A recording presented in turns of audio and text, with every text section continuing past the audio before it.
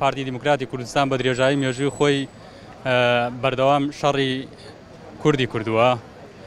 ئەبینین لە مێژووە پەکەکە چەند جارە دەیان جار بگرە زیاتریش داوای پرۆسەی ئاشتی و یەکڕێزی گەلی کوردی کردووە، بەڵام پارتی بە هیچ شێوێ ناڕاتە ژێر ئەم دانووسان و پێکەوە بوونە. دیارە ئەمە پارتی خۆی ئێستا وەسیلەیەکە بەدەست دەوڵەتی تورکۆ لە مەسەلەی پەکەکە بە هیچ شێوێ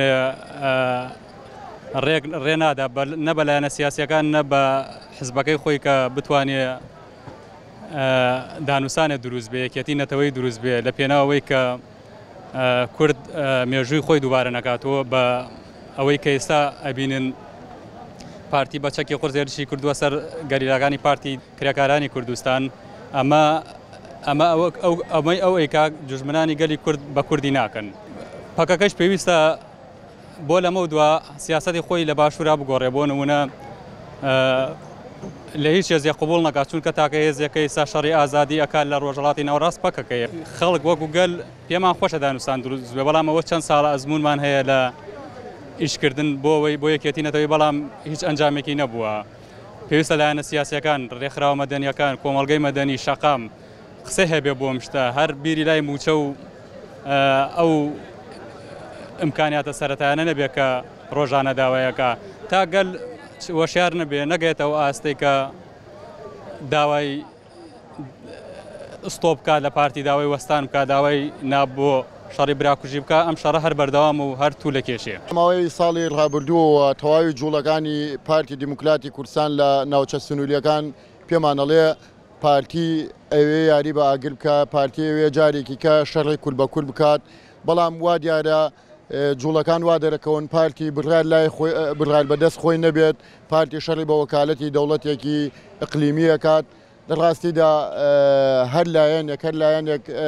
ئەمجارە دەست پێشخەری بکات لە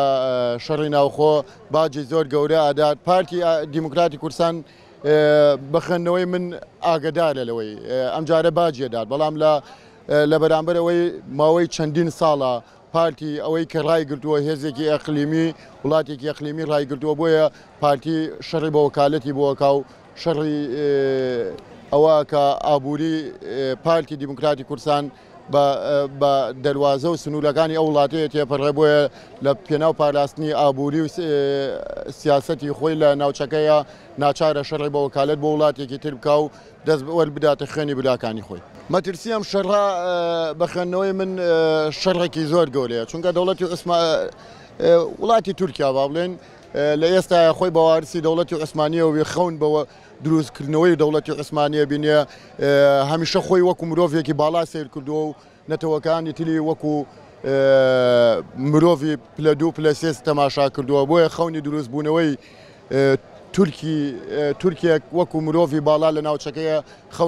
خەونێکی گەورەی ئەردۆگانە لە ساڵانی 2000ەوە بە بەردەوامی پلانی داڕشتووە و ڕۆژ لە ڕۆژ گەشەی کردووە، بەڵام لە ڕاستیدا باردۆخەکە زۆر جیاوازە. وڵاتە زلێزەکان شەڕی دەوڵەت نەتەوە شەڕی دەوڵەت سەرمایەدار بەڕاستیدا گەشتۆتە ترۆپک لە کاتی تەقینەوەیە، بۆیە کورد ئەبێ بە وریایە مامەڵە لەگەڵ باردۆخەکەی بکە، کورد دەبێ یەکەمین خاڵ دەست پێ بکات، کورد لە ناو خۆیدا یەک ڕێز و یەک گرتوو بێت، ئەگینا ئەوەی کە هەمانە لە دەستێدن. لە ڕاستیە ئەو کارانەی کە هێزە چەکدارەکانی ئەو حزبە کوردیە لە کوردستانی باشوورەکەن، بە قەنەعەتی من ئەمە کارێک نییە هەڵقوڵاوی جەماوەری خەڵکی کوردستان بێ و پێم وایە ئاراستەیەکی نێودەوڵەتیە و زیاتریش بەلای تورکیاوە و ئەمە کارێکە بە پارەیە بە نەوترە بە سەفەقاتی سیاسیە بە هەر شتێکە بەرامبەر بەو سەفەقاتانە بۆ حکوومەتی تورکیا ئەنجامەدرێ و ئەم مۆرکە هیچ مۆرکێکی کوردی و هیچ مۆرکێکی فۆرمێکی خەڵکی باشووری کوردستانی پێوەدیانە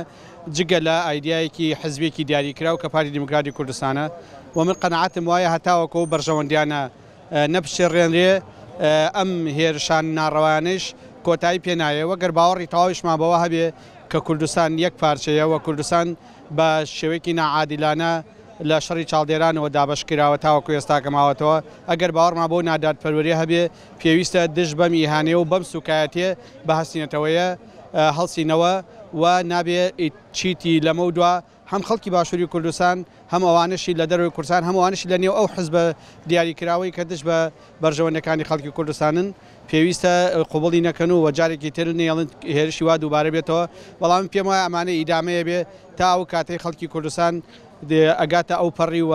بەرژەوەندەکانی حکوومەتی تورکیا بخاتە مەترسیوە یاوەکو پەیوەندی نێوان حکوومەتی تورکیا و ئەو عامیلەی کە لە کوردستانە بپشڕێنێت.